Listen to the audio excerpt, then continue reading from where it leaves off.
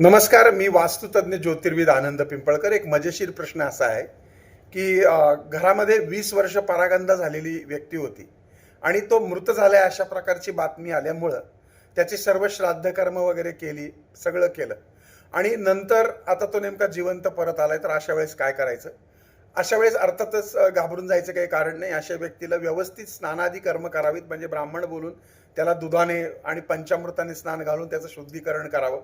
त्यानंतर त्याची जातकर्मापासून ते फार उपनयनापर्यंत सगळे संस्कार त्याच्यावर करावेत. जर ती व्यक्ती विवाहित असेल तर त्याची जर पत्नी जिवंत असेल किंवा पती जिवंत असेल तर त्याच व्यक्तीबरोबर त्याचा पुनर्विवाह लावावा. अर्थात या सगळ्या गोष्टी करण्याआधी कायदेशीर पूर्तता करणं देखील गरजेचं आहे.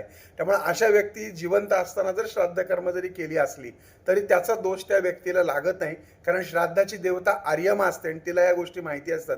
त्यामुळे तिला एखाद्या व्यक्तीच्या नावाने आधीच श्राद्ध केलं तर तो तो जो अन्नभाग आहे ती आर्यमा ही स्वतः जवळ ठेवते आणि तो व्यक्ती मृत पावल्यानंतर त्याला पोचवायचं काम ती करते.